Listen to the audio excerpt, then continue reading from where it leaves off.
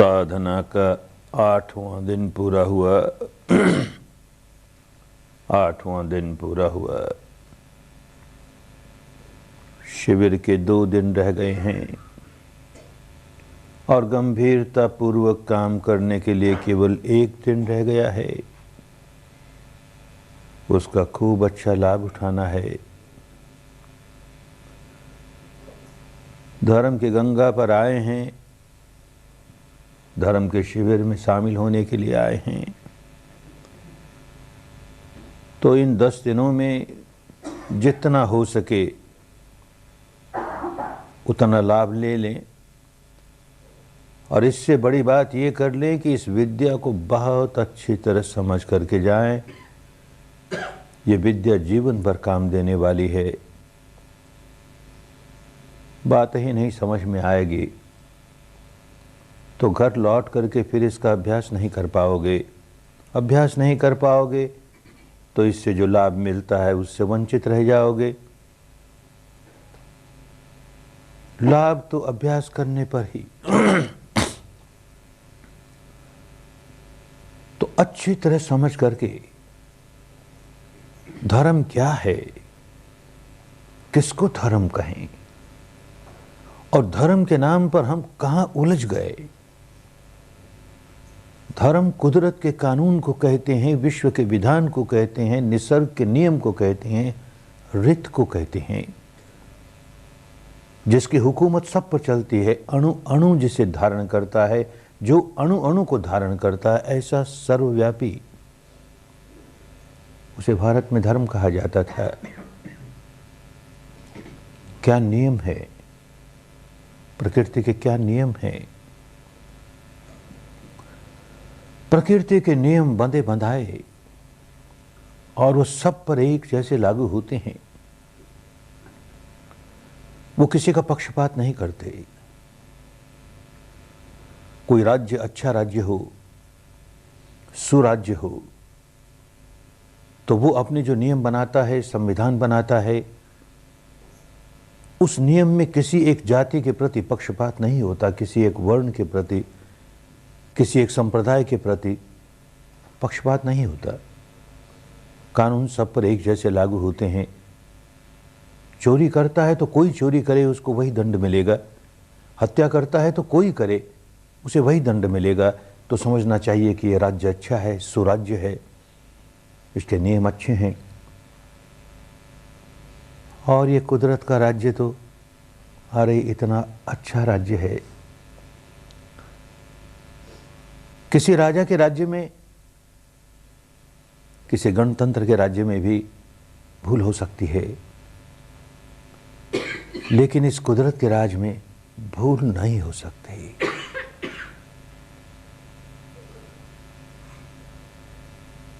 जो व्यक्ति नियम तोड़ता है उसे तत्काल दंड मिलता है, देर भी नहीं लगती। कोई तोड़े, किसी जाति का हो, किसी वर्ण का हो, किसी गोत्र का हो, किसी देश का हो, किसी बोली भाषा का हो, किसी काल का हो, जब जिसने नियम तोड़ा उसे तत्काल दंड मिला। ये बंधे बंधाए नियम प्रकृति के। किसी राज्य के नियम कोई व्यक्ति पालन करता है तो वो राज्य के दंड से बच गया, बस इतना ही। राज्य के नियम के पालन करने वाले को राज्य पुरस्कार नहीं देता, दंड से बच गया। प्रकृति के नियम को पालन करने वाला दंड से तो बचता ही है, उसे पुरस्कार भी मिलता है, बहुत बड़ा पुरस्कार मिलता है और तत्काल मिलता है। इस बात को विपश्ची साधक बहुत अच्छी तरह समझने लगता है और बहुत अच्छी तरह समझता है तो बहुत अच्छी तरह पालन करने लगता है। देखता है कि जब जब मैं अपने मन में विकार जगाता हूँ, क्रोध जगाऊं, द्वेष जगाऊं, ईर्ष्या जगाऊं, अहंकार जगाऊं, वासना जगाऊं, भय जगाऊं, कोई विकार जगाऊं, तत्काल व्याकुल हो जाता हूँ। अंदर देखने लगा ना। अंदर नहीं देखेगा, केवल बहिर्मुखी रहेगा तो ये समझ में नहीं आएगा ये कानून। और अंदर आंख बंद करके बैठेगा भी और कल्पना का ध्यान करेगा तो नहीं समझ में आएगी बात। आंख बंद करके अंदर यथार्थ का दर्शन करता है, जो सचमुच अनुभव हो रहा है, तो धर्म समझ में आने लगा कि मैंने विकार जगाया और कुदरत ने दंड दिया, तुरंत दंड दिया, मुझे बेचैन बना दिया, अशांत बना दिया। इसी प्रकार मैं विकार से मुक्त हुआ, चित्त निर्मल हुआ, तो मुझे पुरस्कार मिला, तुरंत पुरस्कार मिला। इतनी शांति अनुभव होती है, ऐसा सुख अनुभव होता है जो बाहर के सांसारिक बातों में कहीं ऐसा सुख नहीं। ऐसा सुख, ऐसी शांति, तो पुरस्कार मिला। कुदरत के नियमों को तोड़ने पर दंड मिला और तत्काल मिला, कुदरत के नियमों के अनुसार जीवन को ढालने से पुरस्कार मिला और तुरंत मिला। भारत की पुरानी भाषा में इसी को धर्म कहते थे। इसमें हिंदू पने से कोई लेन देन नहीं, मुस्लिम पने से कि जैन पने से कि बौद्ध पने से कि ईसाई पने से कि सिख पने से कि पारसी, कोई लेन देन नहीं। अपने आप को इस संप्रदाय का व्यक्ति कहता हो, उस संप्रदाय का कहता हो, इस जाति का, उस जाति का, इस वर्ण का, उस वर्ण का, इस तरह के कर्मकांड करने वाला हो, उस तरह के कर्मकांड करने वाला हो, इस तरह की वेशभूषा वाला हो, उस तरह की वेशभूषा वाला हो, इस तरह की बोली बोलने वाला हो, उस तरह की बोली बोलने वाला हो, इस तरह की दार्शनिक मान्यता मानने वाला हो, उस तरह की दार्शनिक मान्यता मानने वाला हो, कुछ फर्क नहीं पड़ता। मन में विकार जगाया कि दंड मिला। जब विकार जागता है तब प्रकृति ये नहीं देखती कि जिसमें विकार जागा है अपने को क्या कहता है, हिंदू कहता है कि बौद्ध कहता है कि जैन कहता है कि ब्राह्मण कहता है कि शूद्र कहता है कि भारतीय कहता है कि अमेरिका, क्या कहता है ये अपने आप को नहीं देखती।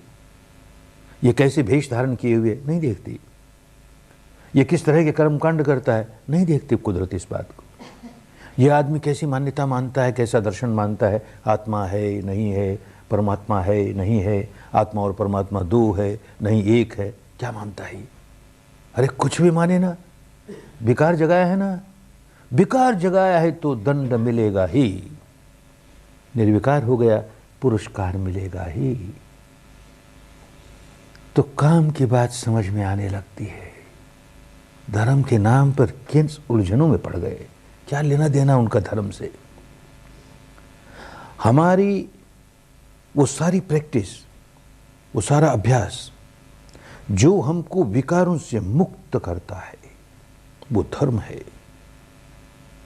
और विकारों से मुक्त केवल ऊपर ऊपर नहीं, मन के ऊपरी ऊपरी हिस्से पर विकारों से मुक्त होना आसान है, क्योंकि ऊपरी ऊपरी हिस्से को हम कहीं भुलावे में ले जाएं, किसी अन्य बात में लगा दिया तो उसी में उलझा रहा, अब विकार नहीं जगा रहा है। अच्छी बात तो है, कोई ऐसा चिंतन करने लगा, अच्छा ही चिंतन करता है, उस चिंतन में लग गया, विकार नहीं जगा रहा। कोई ऐसे भजन कीर्तन में लग गया कि एकदम मन उसमें समाहित हुआ, विकार नहीं जगा रहा, अच्छी बात है। पर ये कौन लगा? ये मन का ऊपरी ऊपरी हिस्सा लगा, भीतरी हिस्सा वैसा का वैसा, उस पर कोई असर नहीं होता। विपश्यना करने वाला इस बात को बहुत अच्छी तरह समझने लगेगा। ये हमारी ऊपर ऊपर के चित्त और भीतर के चित्त के बीच में बहुत मोटी मोटी दीवारें। भीतर का चित्त क्या कर रहा है, ऊपर वाले को कुछ पता ही नहीं। ऊपर का चित्त खूब समझता है धर्म की बात, बड़े प्रवचन सुने हैं, पुस्तकें पढ़ी हैं, तो धर्म की बात ऊपर ऊपर के खूब समझता है। राग नहीं करना चाहिए, द्वेष नहीं करना चाहिए, क्रोध नहीं करना चाहिए, अहंकार नहीं करना चाहिए, नहीं तो बड़ा कष्ट आएगा, बड़ा दुख आएगा। फिर भी जो गहराई वाला मन है, अंतर मन है, वो राग किए ही जा रहा है, द्वेष किए ही जा रहा है, क्रोध किए ही जा रहा है, ईर्ष्या किए ही जा रहा है, अहंकार जगाया ही जा रहा है। वो सुनता ही नहीं। सुने कैसे? उस तक आवाज ही नहीं पहुंचती, इतनी मोटी दीवार है। विपश्यना इसलिए कर रहे हैं कि दीवार टूटे। जो कुछ हमारे अंतर मन को महसूस हो रहा है, ऊपर वाले मन को ही महसूस होना शुरू हो जाए, सारा का सारा चेतन हो जाए, कॉन्शियस हो जाए, सुपर कॉन्शियस हो जाए। जो भीतर प्रपंच चल रहा है उसे खूब जाने, और जान करके ये समझे कि विकार जगाया कि देख दंड मिला, विकार जगाया कि दंड मिला, विकार नहीं जगाया तो दंड से वंचित ही नहीं हो गए, सुख मिला, शांति मिली। यूं अनुभूति से जानने लगा तो केवल ऊपर वाला चित्त नहीं जानने लगा, ये भीतर वाला चित्त जो अनुशय विकारों से भरा हुआ है, पुरानी भाषा है, अनुशय, शयन कर रहा, सोया है, जिसे आज कहें स्लीपिंग वॉल्केनोज। हमारे इतने गहरे गहरे संस्कार, विकार अंतर्मन की गहराइयों में दबे पड़े हैं और इस चित्त धारा के साथ, जीवन धारा के साथ अनुकरण करते चल रहे हैं, अनुसरण करते चल रहे हैं, साथ साथ चल रहे हैं। कभी कोई सिर उठाता है, हमें बहुत व्याकुल बना देता है, फिर बाकी अनुसरण किए जा रहे हैं, अनुसरण किए जा रहे हैं, और हम संस्कार बनाते हैं, विकार बनाते हैं, वो दबते दबते दबते अंदर चले जाते हैं, अनुशय हो जाते हैं। फिर इसके बाद साथ साथ छुटकारा नहीं। इनको कैसे निकालें? ये जो अंतर्मन की कंडीशनिंग हो गई, ये संस्कार है, उसका एक स्वभाव हो गया, बिहेवियर पैटर्न हो गया। राग जगाएगा तो जगाते ही जाएगा, जहां सुखद अनुभूति हुई राग जगाते ही जाएगा, जगाते ही जाएगा। कोई उपदेश सुनने के लिए तैयार नहीं, कोई उपदेश समझने के लिए तैयार नहीं, कोई उपदेश उस तक पहुंचता ही नहीं। अप्रिय अनुभूति होगी, द्वेष जगाया ही जाएगा, जगाया ही जाएगा, किसी की बात सुनने को तैयार नहीं। बस इसको धर्म कहें। कैसे अपने अंतर मन को सुधारे। संवर करना बहुत अच्छा है, आंखों का संवर, कान का संवर, नाक का संवर, जीभ का संवर बहुत अच्छा, शरीर का संवर, वाणी का संवर बहुत अच्छा, पर मनसा संवरो साधु, मन का संवर करे, अरे बड़ा कल्याण हो जाए। सब्बत संवरो साधु, और मन का संवर भी केवल ऊपर ऊपर नहीं, सर्वत्र करे। बहुत साधु, बहुत मंगल, बहुत कल्याण। सब्बत संबुतो भिक्खु सब दुख पमुच्यति। सारे मानस पर संवर कर लेने वाला भिक्षु, भिक्षु माने साधक, साधक सारे दुखों से मुक्त हो जाता है। दुख क्या है? ये विकार ही दुख हैं। विकार जागा कि दुख जागा? विकार जागने के बाद दुख जागा ऐसा नहीं, विकार जागा कि दुख जागा, समुदय है, दुख समुदय है। ये समझ में आने लगेगा। जब विकार ही नहीं रहे तो समुदय क्या होगा? दुख जागेगा ही कैसे? दुख ही नहीं रह गया। विकारों से मुक्त हुआ तो दुखों से मुक्त हो गया।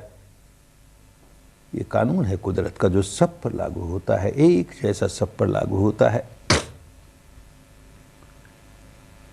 एक पुरानी घटना है, किसी एक भाई के समझ में आ गया कि धर्म तो ये है और हम कहाँ उलझे हैं, और हमारे समाज के सारे लोग कहाँ उलझे हैं।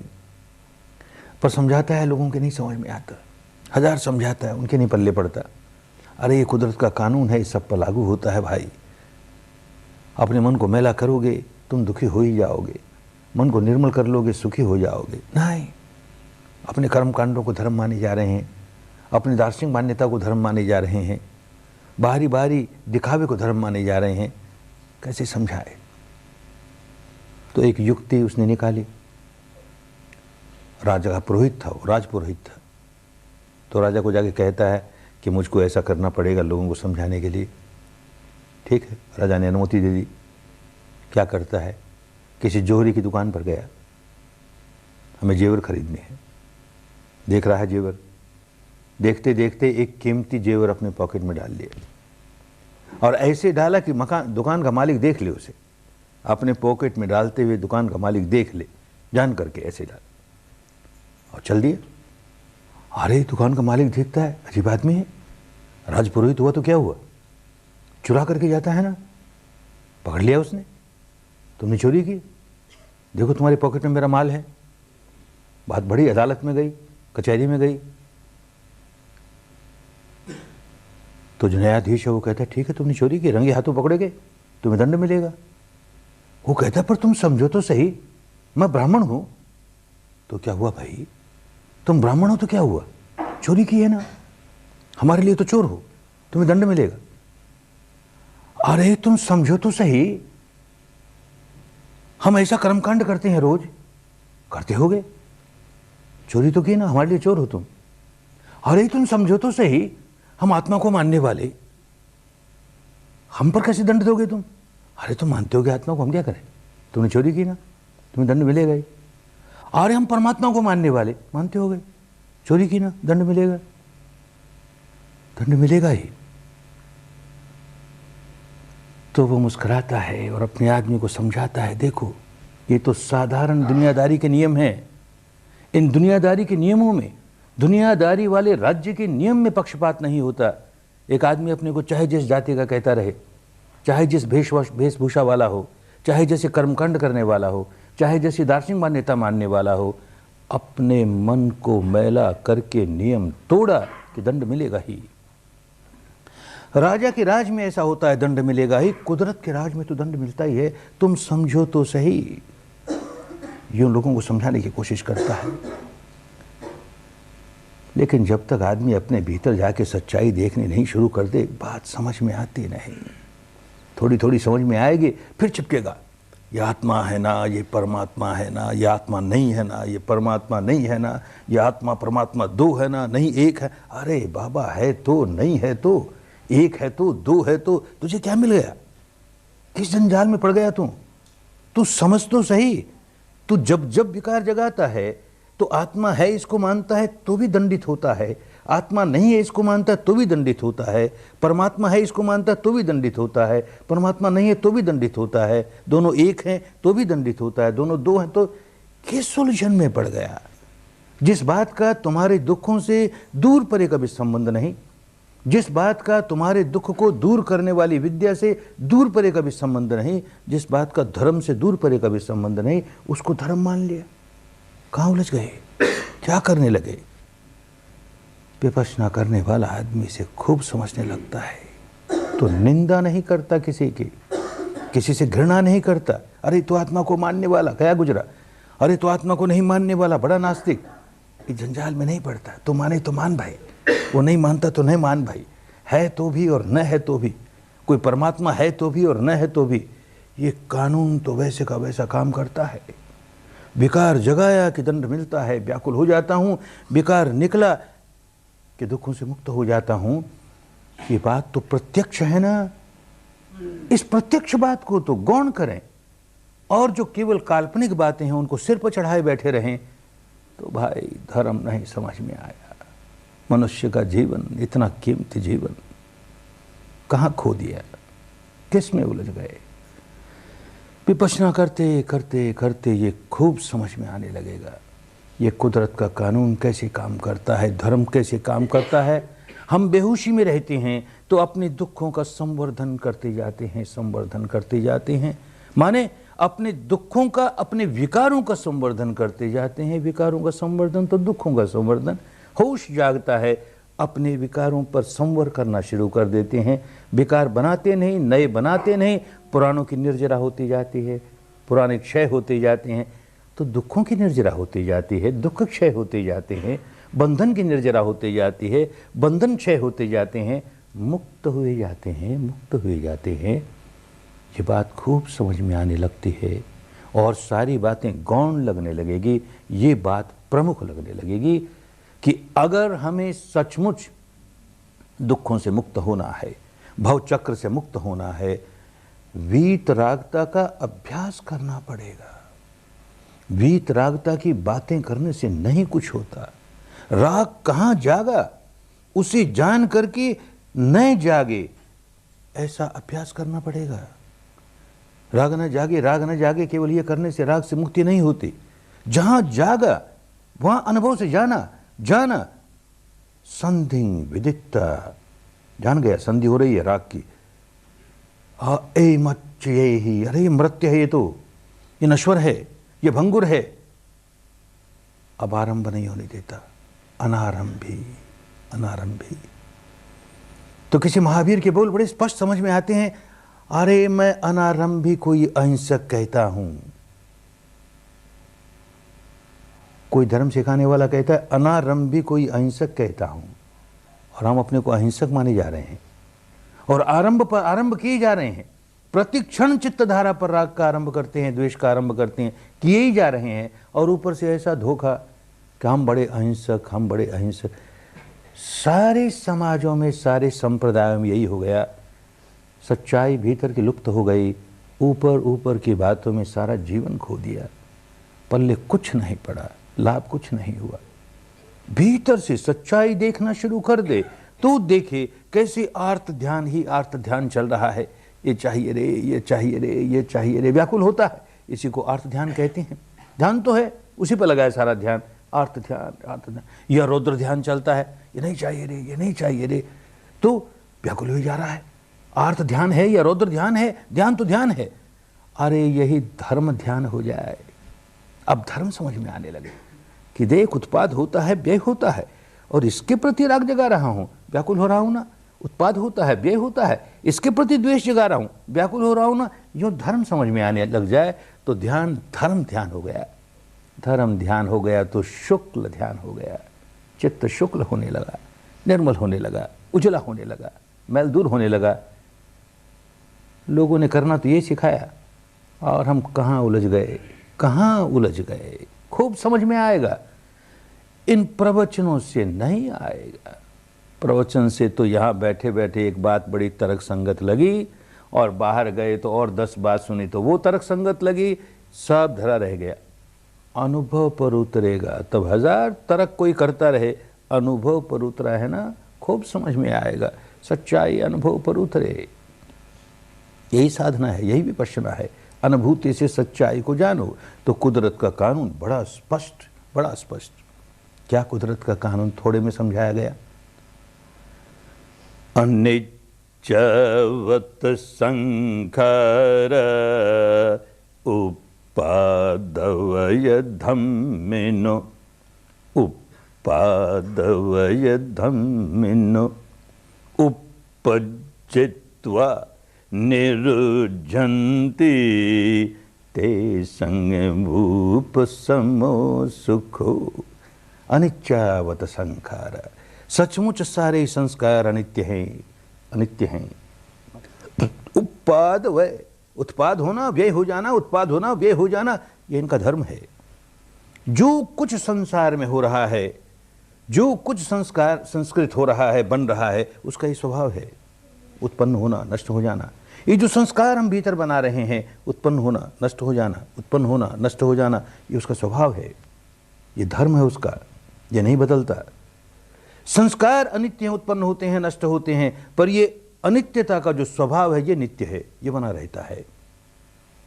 उत्पन्न होता है, नष्ट होता है, लेकिन नष्ट होकर समाप्त नहीं हो जाता, फिर उत्पन्न होता है, नष्ट होता है, फिर उत्पन्न होता है, और जब फिर उत्पन्न होता है, प्रतिक्षण मरता है, फिर जन्म ले लेता है, मरता है, फिर जन्म ले लेता है। ये जो प्रतिक्षण पुनर्जन्म हो रहा है, प्रतिक्षण पुनर्जन्म हो रहा है, किसका हो रहा है? इसी चित्त का हो रहा है। प्रतिक्षण पुनर्जन्म हो रहा है।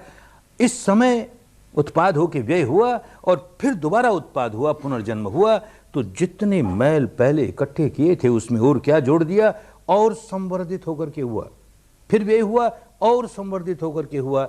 यूं प्रतिक्षण प्रतिक्षण मैल बढ़ाई जा रहा है, गांठे बढ़ाई जा रहा है, अपना दुख बढ़ाई जा रहा है। इस क्षण क्रोध जगाया तो जो चित्त क्रोध का उत्पन्न हुआ, अगले क्षण समाप्त हुआ, लेकिन अगले क्षण जो नया चित्त उत्पन्न हुआ वो पुरानी की ही संतान है ना, तो जो कुछ संग्रह कर रखा था उसके साथ और नया क्रोध और जोड़ दिया, और बढ़ा। अगले क्षण फिर क्रोध और बढ़ा, अगले क्षण फिर क्रोध, यूं क्षण प्रतिक्षण, क्षण प्रतिक्षण अपना क्रोध बढ़ाते ही गया, घंटों बढ़ाता चला गया।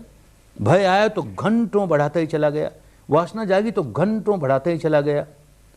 भीतर ही भीतर संवेदना मालूम हो रही है, सुखद है, तो घंटों जब तक सुखद है राग ही राग जगाते चला गया, बढ़ाता चला गया। भीतर दुखद है तो घंटों द्वेष ही द्वेष। अरे ये संवर्धन, ये एक प्रोसेस है, इस प्रोसेस को समझें। उत्पादवय, उत्पादवय, फिर उत्पाद, फिर व्यय, फिर उत्पाद, ये संवर्धन संवर्धन संवर्धन, ये प्रोसेस ऑफ मल्टीप्लिकेशन बढ़ता ही जा रहा है, बढ़ता ही जा रहा है। ये समझ में आ जाए, अनुभूति से समझ में आ जाए तो उत्पाद हुआ और हमने संवर कर लिया। उत्पाद हुआ, एक प्रकार की संवेदनाओं की अनुभूति हुई, दुखद हुई या सुखद हुई। क्या हुआ? हमारे किसी पूर्व कर्म का फल इस संवेदना के रूप में प्रकट हुआ, प्रकट हुआ, पर हमने नया कर्म नहीं बनाया। हमने उसको अनित्य ऐसा समझ करके संवर कर लिया। हम समता में रहे, समता में रहे तो वो प्रोसेस जो मल्टीप्लिकेशन का था हमने रोक लगा दी। रोक लगा दी तो जो जागा था उसका निरुद्ध हो गया, ज्ञान निरुद्ध हो गया। समय बीत जाता है, भाषा बदल जाती है, शब्दों के अर्थ बदल जाते हैं, और जब साधना नहीं रहती तो साधना संबंधी शब्दों के अर्थ बदलते हैं, बहुत हानि करते हैं। निरोध शब्द आज की हिंदी में और शायद अन्य भाषाओं में भी निरोध शब्द का अर्थ हो गया दबा दिया, दबा दिया, किसी को निरोध कर दिया, निरुद्ध हो गया वो। पुरानी भाषा में ऐसा नहीं था। निरोध माने उखड़ गया, जड़ें उखड़ गई, अब दोबारा नहीं आने का, उसको निरोध कहते थे। जड़ें उखड़ गई। ये जो संस्कार उभर करके आया था, हमने समता से देखा, संवर किया, तो निरुद्ध हो गया, मानो उसकी निर्जरा हो गई, उसका क्षय हो गया, अब दोबारा नहीं जाग सकता। अगले क्षण फिर कोई संस्कार से उठा करके आया, हम समता में रहे, हम संवर में रहे, वो जो उखड़ करके आया निरुद्ध हो गया, निरुद्ध हो गया। उपज्यत्व उत्पन्न होता है, निरुद्धन्ति, निरुद्ध जो जो उत्पन्न होता है निरुद्ध हुए जा रहा है, क्योंकि हम समता में हैं और इन गहराइयों में समता में हैं। जहाँ की प्रतिक्रिया किया करते थे अब नहीं करते प्रतिक्रिया। जो उत्पन्न होता है नष्ट हुआ, जो उत्पन्न होता है कैसा नष्ट हुआ कि फिर आने वाला नहीं। उपज्यत्वा निरुद्धन्ति, उसका उपशमन हो गया, दमन नहीं हुआ, शमन हो गया, समाप्त हो गया। ते संभूपसमो सुखो, जिसका जिसका समापन हो गया, उपशमन हो गया, अरे उतना उतना सुख प्राप्त हो गया। ये जितने विकारों का संग्रह लिए चल रहे हैं, दुख ही दुख का संग्रह लिए चल रहे हैं, जितना जितना निकाल लिया उतने तो सुखी हुए। सारा निकाल लें, यही काम करते करते सारा निकाल लेंगे, सारा निकाल लेंगे तो विसंखार गतं चित्तं, चित्त संस्कारों से विहीन हो जाएगा, विकारों से विहीन हो जाएगा, तो निब्बाणं परमं सुखं, ऐसे परम सुख का अनुभव होगा जो कभी इस सांसारिक जीवन में मिल ही नहीं सकता। ऐसा परम सुख होना चाहिए ना। इसको भी खाली मान्यता मान के रह जाएं कि हमारे बुद्ध भगवान ने ऐसा कहा, सारे संस्कार निकाल लोगे तो तुम्हें निर्वाण का साक्षात्कार होगा, तुम मुक्त हो जाओगे। कहा बुद्ध भगवान ने, तुम्हें क्या मिला? क्या मिला तुम्हें? निकम्मी बात हुई ना। वो कहा तो उसको जीवन में अपनाएं, अभ्यास करें और सचमुच विकार निकालें। निकालते निकालते निकालते छुटकारा हो जाएगा। ये बात बुद्धि से भी समझनी तो है, लेकिन केवल बुद्धि से समझ के रह जाएंगे तो बात नहीं बनेगी। अनुभूति से जानेंगे कैसे संवर्धन हुए जा रहा है, और कैसे संवर्धन पर रोक लगाते हैं तो कैसे विघटन हुए जा रहा है, कैसे निरुद्ध हुए जा रहा है, कैसे छुटकारा हुए जा रहा है। नए नए साधक को ये जो संवर्धन पर रोक लगाई, ये तो समझ में आने लगती है। भाई संवेदना जागी, पुरानी आदत थी, सुखद जागती थी, राग जगाते थे, दुखद जागती थी, द्वेष जगाते थे। अब ही में सीख रहे हैं, सुखद है तो राग मत जगाओ, दुखद है तो द्वेष मत जगाओ। तो जितने जितने क्षण हमने राग नहीं जगाया, द्वेष नहीं जगाया, उतने क्षण हमने संवर्धन को रोका। बात समझ में आई। पुराने कैसे निकल जाएं? ये कैसी बात, पुराने कैसे निकल जाएं? ये प्रश्न आता है, स्वाभाविक है, आना भी चाहिए। किसी बात को अंधविश्वास से नहीं मान लेना। काम करते करते अपने अनुभवों से जानोगे तो मानोगे, खूब समझ में आने लगेगा। जैसे गहराइयों में जाते जाते ये बात समझ में आने लग जाएगी कि देख संवर्धन हो रहा है और देखिए संवर्धन रुका। तो हमारे दुख का संवर्धन इस प्रकार होता है, हमारे दुख का संवर्धन इस प्रकार रुकता है। ये अनुभव से गहराइयों तक समझ में आने लग जाएगा। तो दुख है और दुख का कारण है, जड़ों तक ये आया कि दुख का निवारण हो रहा है, ये बात बिल्कुल स्पष्ट हो जाएगी। कारण ही नहीं होता तो कारण का निवारण हो रहा, दुख का निवारण हो रहा, खूब समझ में आएगी। पर अनुभूति जितनी जितनी बढ़ेगी उतनी उतनी समझ में आएगी। फिर भी जरा समझ के देखें क्या होता है, कैसे होता है। जैसे संवर्धन वाली बात समझें पहले, कैसे संवर्धन होता है। उसी में समाई बात है कि कैसे रोक लग जाती है, संवर्धन रुक जाता है, जड़ें निकल जाती हैं। ये सारे प्रकृति में वही कानून चल रहा है, जो बाहर है वो भीतर है। हमने एक बीज, वट का एक बीज उपजाऊ धरती में बोया, उस नन्हे से बीज से इतना विशाल वृक्ष खड़ा हो गया, इतना विशाल वृक्ष, और देने लगा फल। बीज तो एक था, कैसे संवर्धन हो रहा है। हर मौसम में हजारों बीज, हजारों फल आ रहे हैं, हजारों फल आ रहे हैं, और वो वट का वृक्ष है। बड़ा दीर्घायु होता है, बड़ा चिरायु होता है, कभी कभी हजारों वर्ष जीता है। तो कितने फल आए, बीज तो एक डाला था, आए ही जा रहे हैं, आए ही जा रहे हैं, आए ही जा रहे हैं। पर कितना ही चिरायु हो, कितना ही दीर्घायु हो, एक समय आएगा कि वो जर्जरित हो जाएगा, बूढ़ा हो जाएगा, गिर पड़ेगा, मर जाएगा, पेड़ मर गया, अब फल नहीं आते। तो ऊपरी ऊपरी बुद्धि से समझेंगे तो हाँ भाई, एक बीज डाला था, उसके इतने फल आए, पर आखिर बात तो खत्म हो गई। नहीं खत्म होती बात, बड़े ध्यान से देखेंगे तो समझ में आएगा, बिल्कुल नहीं खत्म होती बात। वो जो एक बीज डाला था उसकी वजह से इतने फल आए थे, एक भी फल ऐसा नहीं आता जिसमें उसी क्वालिटी का एक बीज न हो या एक से अधिक बीज न हो। हर फल में उसी का एक या अधिक बीज होगा ही। वट के नन्हे से फल में कितने बीज समाये हुए, और एक एक बीज में एक एक वट वृक्ष समाया हुआ। वो फल में जो इतने बीज हैं उनमें से एक बीज धरती में गया, उपजाऊ धरती है, एक बड़ा वट वृक्ष खड़ा हो गया, अब वो दिए जा रहा है फल पर फल। हर बीज का, हर फल का एक एक बीज एक एक वट वृक्ष लिए हुए है। अरे कहाँ अंत आया भाई, तो बढ़ती जा रहा है ना, बढ़ती जा रहा है ना। क्या करे, फल जो होगा वो बीज लाएगा अपने साथ, लेकिन उस बीज को अगर हमने उपजाऊ धरती नहीं दी, हमने उसको उर्वरक नहीं दिया, फर्टिलाइजर नहीं दिया, चट्टान पर डाल दिया, तो नए फल आएंगे नहीं। ठीक इसी प्रकार हमारे पुराने कर्म फल लेकर के आते हैं, तो किसी न किसी संवेदना के रूप में लेकर के आते हैं, और हम अपने पागलपन में ये जो फल आया है उसके साथ बीज भी है, उस बीज को हम उपजाऊ से उपजाऊ धरती देते हैं, उसको खूब उर्वरक देते हैं, फर्टिलाइजर देते हैं। ऐ मेरे दुख के बीज, तू खूब फल, तू खूब फल, और उसको फलाए जा रहे हैं, फलाए जा रहे हैं, फलाए जा। उसको धरती नहीं देना, उपजाऊ धरती नहीं दे, उसको उर्वरक नहीं दे, खत्म हो जाएगा अपने आप। हमने बढ़ावा नहीं दिया, उसको खत्म हो जाएगा। जैसे जैसे आगे बढ़ेंगे समझ में आना शुरू हो जाएगा। यही बात कथा कहानियों में समझाई गई। जैसे कहा कि एक समय भारत का ऐसा बीता, लगभग 500 से 1000 बरस तक, बल्कि उससे भी कुछ ज़्यादा बरस तक देश में ऐसे साहित्य तैयार हुए, साहित्यकारों ने ऐसा साहित्य लिखे, भिन्न भिन्न धर्म के नाम पर लिखे, कि जिनमें ऊपर ऊपर से एक तरह से बात समझ में आएगी, और गहराई में जाएंगे तो बिल्कुल दूसरी ही बात। तो सांकेतिक भाषा में एक परंपरा चल पड़ती है कभी कभी, एक साहित्यिक धारा इस प्रकार चल पड़ी। तो ऐसे साहित्यिक धारा की एक कहानी, नाम सुना होगा काली माई का, चंडी माई का, उसका चित्र भी देखा होगा। कैसी काली, कैसी भयावनी, कैसी बड़ी बड़ी लाल लाल आंखें। क्या काली माई, क्या चंडी माई। कहानी है, जब आदमी में चंड स्वभाव जागता है, माने क्रोध जागता है, तो मानस पर काली माँ ही काली माँ, काली माँ ही काली माँ, सारा उजला पक्ष दूर हो जाता है, कृष्ण पक्ष दूर हो जाता है, शुक्ल पक्ष दूर हो जाता है, कृष्ण पक्ष ही कृष्ण पक्ष, काली माँ ही काली माँ। क्रोध है इसे, चंडी है, क्रोध आया है, क्रोध आया है तो काली माँ ही काली माँ। उस वक्त जो काम किया सब गलत काम किया। तो कहानी कहानी है, संकेतों की भाषा में चलती है।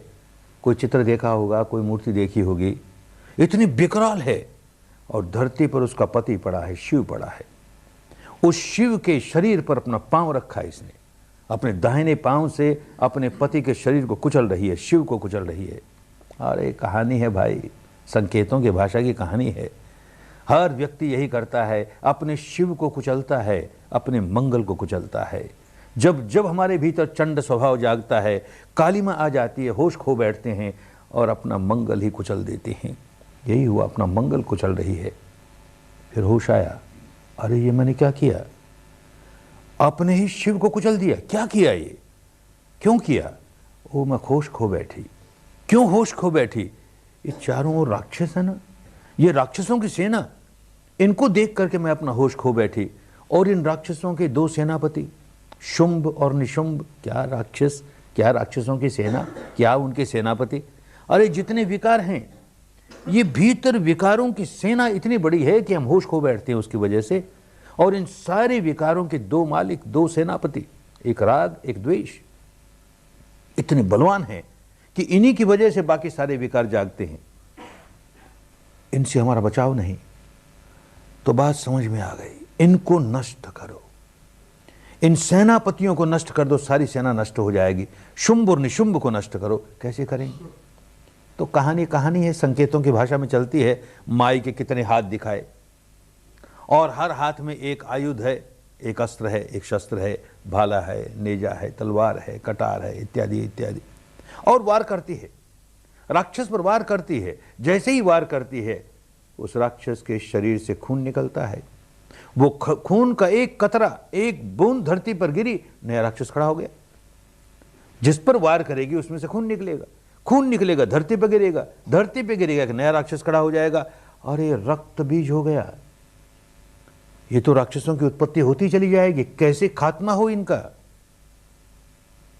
माई की समझ में आ गई बात, वार करूंगी खून निकलेगा ही, खून निकलेगा, धरती पर गिरेगा तो राक्षस खड़ा होगा नया, और जो नया राक्षस खड़ा होगा उसका भी यही स्वभाव है, उस पर भी वार करेंगे, वैसे ही खून निकलेगा, धरती पर गिरेगा, नया राक्षस खड़ा होगा। तो अब क्या किया जाए? बात समझ में आ गई। जब तक इन राक्षसों का खून धरती पर नहीं गिरता तब तक नया राक्षस नहीं खड़ा होता। केवल खून निकलने से राक्षस नहीं खड़ा होता, वो धरती पर बूंद गिरनी चाहिए तब नया राक्षस खड़ा होता। बस रास्ता मिल गया। तो कहानी ये संकेतों की भाषा में चलती है। देखा होगा माई की जीभ, इतनी लंबी जीभ निकाल रखी और खून से भरी हुई। क्या खून से भरी हुई? वार करती है राक्षस पर और निकला खून तो चाट गई, धरती पे गिरने नहीं दूंगी, धरती पे गिरने नहीं दूंगी, चाट गई। अरे कितना चाटेगी? तो कहानी है, फिर संकेतों की भाषा में चलती है। एक खप्पर हाथ में दे दिया माई के, चाट सकी सो चाट सकी, और जो बच गया सो खप्पर, और खप्पर ऐसा जो कोई भरा ही न जाए। अरे कहानी है भाई, बात समझे। काहे की जीभ है, काहे का खप्पर है? अरे प्रज्ञा की जीभ है, प्रज्ञा का खप्पर है। धरती देंगे नहीं अपने विकारों को, नई धरती देंगे नहीं, कैसे जागेंगे? जागने नहीं देंगे। हम अपने बावलेपन में नई नई धरती देते जाते हैं, उसको उपजाऊ धरती देते जाते हैं, फर्टिलाइजर्स देते जाते हैं, बढ़ते जाएंगे, विकार बढ़ते जाएंगे, उसका स्वभाव है। ये होश आना चाहिए। ये खाली बुद्धि से समझ जाने से बात बनती नहीं। भीतर ही भीतर देखेगा, विकार जागा है, हमने उसे बढ़ावा दिया, विकार जागा, हमने उसे बढ़ावा दिया, हमने बढ़ावा देना बंद कर दिया, अब क्या हो? विकार समाप्त हुआ। ये बात अनुभूति से समझ में आनी बहुत आवश्यक है। केवल बुद्धि से समझ में आके कोई व्यक्ति बुद्ध नहीं बन सकता, महावीर नहीं बन सकता, अनंत नहीं बन सकता, मुक्त नहीं बन सकता। अनुभव द्वारा ही इसको किस तरह से रोका जाए, संवर कैसे किया जाए, तो अपने आप उदीर्णा होगी, पुराणों की होनी ही पड़ेगी। उनकी उदीर्णा होगी और नष्ट होते चले जाएंगे। पुराणों की उदीर्णा होगी, क्योंकि नया नहीं बना रहे हम, तो पुराणों की उदीर्णा होगी, नष्ट होगा, उदीर्णा होगी, नष्ट होगा, उदीर्णा होगी, नष्ट होगा। यूं उदीर्णा हुई, निर्जरा हुई, उदीर्णा हुई, निर्जरा हुई, सारे के सारों की उदीर्णा होगी, निर्जरा होगी, क्षय हो गया, एकदम मुक्त हो गए। जितने जितने की उदीर्णा हुई, निर्जरा हुई, उतने उतने मुक्त हो गए। अनुभूतियों से समझने की बात, बिना अनुभूति के बात बनती नहीं। हालत ये बना रखी है हमने जैसे एक पेट्रोल की टंकी अपने भीतर भर रखी है। बाहर से कुछ चिंगारी आती है, इस पेट्रोल को छूती है और कितना बड़ा विस्फोट। एक चिंगारी आई, हमने सहस्त्रों नई चिंगारियां पैदा कर दी। एक चिंगारी आई, हमने सहस्त्रों चिंगारियां पैदा कर दी, बिना समझे हुए कि ये जो सहस्त्रों चिंगारियां पैदा की हैं, हर चिंगारी हमारी ओर फिर अनेक चिंगारियां लेकर के आएंगी, और फिर हम इसी प्रकार नई नई चिंगारियां पैदा करते जाएंगे। इन चिंगारियों से हमारा छुटकारा कैसे होगा? कैसे छुटकारा होगा? प्रज्ञा जाग जाए। तो ये जो पेट्रोल की टंकी लिए बैठे हैं, सारा पेट्रोल निकाल दें इसका। अब आया ना चिंगारी, जो चिंगारी तो आती ही रहेगी जब तक पुराने कर्म इस प्रकार के हैं जो हमको जलाने वाले हैं, वो चिंगारी के रूप में हमारी ओर आएंगे ही आएंगे। हम उस पर उसको नया पेट्रोल नहीं देंगे, नया पेट्रोल नहीं देंगे तो आई। अब चिंगारी अपने साथ जितना जलावन लेकर आई वो जला के खत्म हो गई, हम उसको नया जलावन देते नहीं, बात खत्म हो गई। फिर और आई, फिर और आई। अब क्योंकि नया नहीं दे रहे हैं तो उसका त्वरितीकरण होने लगा, जल्दी जल्दी आने लगे। जो पुराने कर्मों का विपाक न जाने कब होता, अब उनका विपाक अभी होने लगा, अभी होने लगा, और जल्दी जल्दी होता है, समाप्त होता है, होता है, समाप्त होता है। यूं करते करते करते ये जो प्रज्ञा है, ये प्रज्ञा स्थित होती चली जाए, पुष्ट होती चली जाए। जैसे उस माई की बात कि वो माई जो काली थी, जो चंडी थी, अब उसके होश आ गया, प्रज्ञा जाग गई, तो वही प्रज्ञा अपने को जब मुक्त करने लगी तो वही माई दुर्गा के नाम से पूजी जाने लगी, वही माई तारा के नाम से पूजी जाने लगी। क्या दुर्गा, बड़ा दुर्गम काम है। अंतर मन की गहराइयों में जाकर विकारों के स्वभाव को पलट लेना बड़ा दुर्गम है, आसान नहीं है। ऐसा दुर्गम काम जिसने किया वो दुर्गा हो गई, पूजी गई, स्वयं को तार लिया, औरों को तारने में सहायक हो गई, रास्ता बताती है, इसलिए तारा कहलाई, दुर्गा कहलाई, पूज्य हो गई। ऐसे ही हर व्यक्ति अपने आप को विकारों से मुक्त कर सकता है। बात समझ में आ जाए कैसे करना है। पेट्रोल सारा निकाल दे और प्रज्ञा में पुष्ट होते होते होते स्थित प्रज्ञ हो गया, माने हर क्षण प्रज्ञावान है, चलते फिरते खाते पीते हर अवस्था में प्रज्ञा है, हर अवस्था में संवेदना मालूम हो रही है और उसका अनित्य बोध साथ है। हम प्रतिक्रिया नहीं करते तो स्थित हो गया, नितांत निर्मल हो जाएगा। निर्मल हो गया तो अनंत मैत्री से भर जाएगा, अनंत करुणा से भर जाएगा, अनंत मुदिता से, अनंत उपेक्षा यानी समता भाव से भर जाएगा। ये प्रकृति का अलग नियम है। चित्त निर्मल हुआ कि ये चारों गुण अपने आप आ जाएंगे। तो क्या हुआ, उदाहरण से कहें, ये पेट्रोल निकाल के बाहर फेंक दिया, अब ये टंकी हमारी शीतल जल से भर गई, मैत्री करुणा सद्भावना के जल से भर गई। अंगारे अब भी आ रहे हैं, आया अंगारा और इस पानी को, शीतल जल को छूते ही समाप्त हो गया। अपने साथ जो जलावन लेकर के आया था उससे वो भी नहीं जला पाया, समाप्त हो गया। अंगारा आया समाप्त हो गया, अंगारा आया समाप्त हो गया। ये नियम है भाई प्रकृति का। इस नियम को खाली बुद्धि से समझ जाएंगे और व्यवहार में नहीं लाएंगे, अभ्यास नहीं करेंगे, प्रैक्टिस नहीं करेंगे, ये नियम हमारे क्या काम आया, ये धर्म हमारे क्या काम आया, ये साधना हमारे क्या काम आई। बुद्धि से तो खूब समझते हैं कि कोई हमारी ओर आग लेकर के आए और आग लगी कि तुरंत अपना पंप खोल करके, पानी का पंप खोल करके उसको बुझाओ, नहीं तो बढ़ जाएगी तुरंत। ये तो बुद्धि से समझाना। लेकिन जब सचमुच आग लगी तो सब भूल गए, पानी का पंप पेट्रोल पंप खोला और खूब जलाया, फिर होश आया, अरे ये क्या किया, हमको तो पानी का पंप खोलना था। तो बुद्धि कहती थी ना कि पानी का पंप खोलो, वो भीतर वाला है, उस तक तो बुद्धि की पहुंच नहीं। उसको तो जहां अप्रिय लगा वहीं वो तो पेट्रोल फेंकेगा। उसको ये आग अप्रिय लगी, पेट्रोल फेंका उसने, उसका अपना स्वभाव है। कोई आदमी हमारी ओर पेट्रोल आग लेकर आ रहा है हमें जलाने के लिए, हम बाल्टी भर के पेट्रोल उस पर फेंकते, तू भी जल और मैं भी जलूं, दोनों जलें।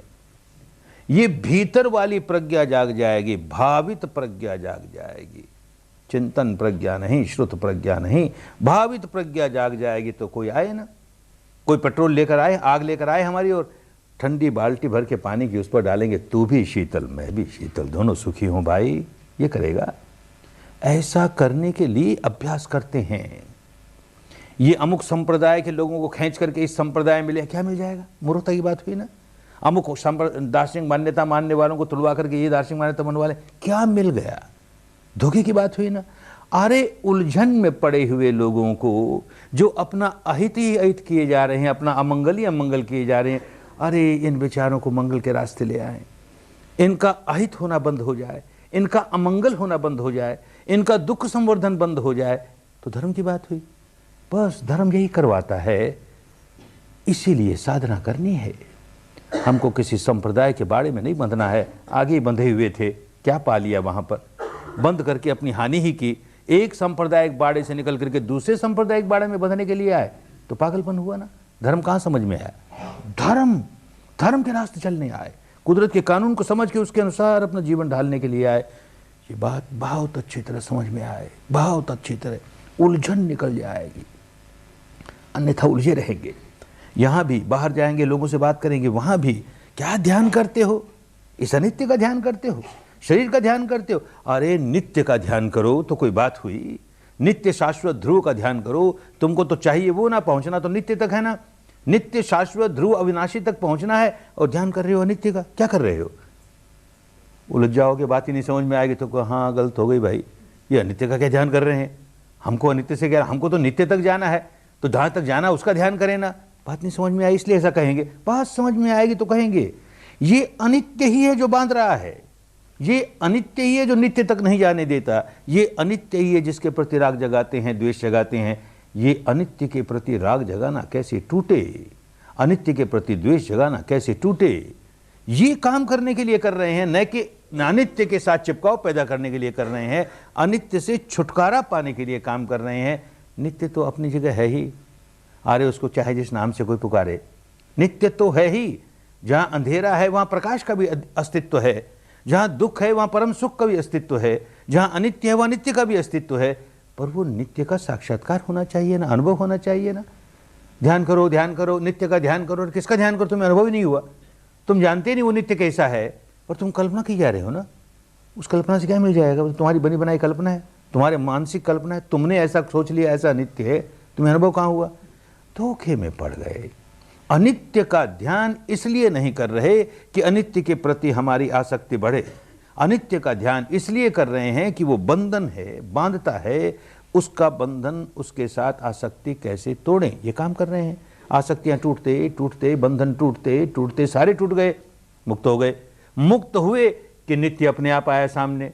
अरे बादल में, बादल बाहर से घिरे हुए हैं, भीतर प्रकाश तो उसके पीछे सूर्य का प्रकाश तो है ही। सूर्य का प्रकाश पैदा करने के लिए हमें कुछ नहीं करना पड़ता, वो तो है ही। इन बादलों को दूर करें, घने घने बादल दूर हुए, फिर झीने झीने बादल भी दूर हो गए, सूर्य का प्रकाश सामने है, वो तो है ही। नित्य तो है ही, अविनाशी तो है ही।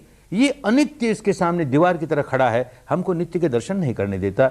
इस अनित्य को दूर करने के लिए काम कर रहे हैं। ऐसा समझ में आने लगेगा तो ये दार्शनिक लोग जो उलझाने वाले हैं, संप्रदाय वाले जो उलझाने वाले हैं, उनके उलझन में पड़ेगा नहीं, अपने काम में लगा रहेगा। हमारे काम की बात ये है, हमको यही करना है। अपने को भले जैन जैन कहे, बौद्ध बौद्ध कहे, हिंदू हिंदू कहे, मुसलमान मुसलमान कहे, चाहे जिस नाम से पुकारे, ये काम तो हमें करना ही है, हमारे अपने मंगल के लिए, हमारे अपने कल्याण के लिए, औरों के मंगल के लिए, औरों के कल्याण के लिए। इस तरह से लग जाएगा इसके पीछे, बहुत मंगल होगा, बहुत मंगल होगा। उस व्यक्ति के पास जो सम्यक संबुद्ध बना, अनेक लोग भिक्षु बन करके, अनेक लोग भिक्षुणी बन करके ये विद्या सीखते रहे, पर उनसे बड़ी संख्या तो गृहस्थों की थी, और वो गृहस्थ पुरुष भी नारी भी यही सीखते थे। कठिनाइयाँ जरूर होती हैं गृहस्थ के जीवन पर, रास्ता तो वही है सबके लिए। तो कभी कभी कोई गृहस्थ आता था, उनके समूह के समूह आते थे कि महाराज हम सन्यासी तो नहीं हो सकते, हम भिक्षुणी अभी नहीं हो सकते, गृहस्थ जीवन में रहते हुए अपना कैसे मंगल साध लें। तो एक बार उनको उपदेश दिया, तुम्हारा मंगल किस बात में है, किस बात में मंगल है? गृहस्थ को अपनी जिम्मेदारियों को निभाते हुए कैसे धर्म का जीवन जिए। या तो गृहस्थ की जिम्मेदारी से मुक्त होकर के सन्यासी बन जाए, भिक्षु बन जाए, भिक्षुणी बन जाए, और सारा समय अपना इसी में लगा दे। अन्यथा गृहस्थ भी है और गृहस्थ की जिम्मेदारी को भी नहीं निभाता और काम भी कुछ नहीं करता, तो निठल्ला व्यक्ति हानि करने लगा। गृहस्थ की जिम्मेदारी निभा रहा है, फिर भी धर्म का पालन कैसे करता है? तो 38 मंगल धर्म सिखाए।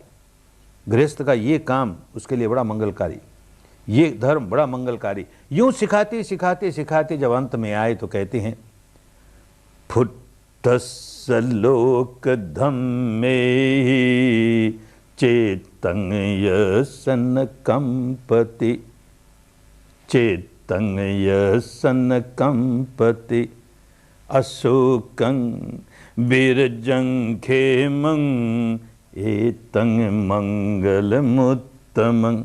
ये उत्तम मंगल है, बड़ा उत्तम मंगल है। क्या उत्तम मंगल है? फुट्टस्सलोक धम्मे ही। ये 8 तरह की बातें हमारे जीवन में हमारा स्पर्श करती रहती हैं।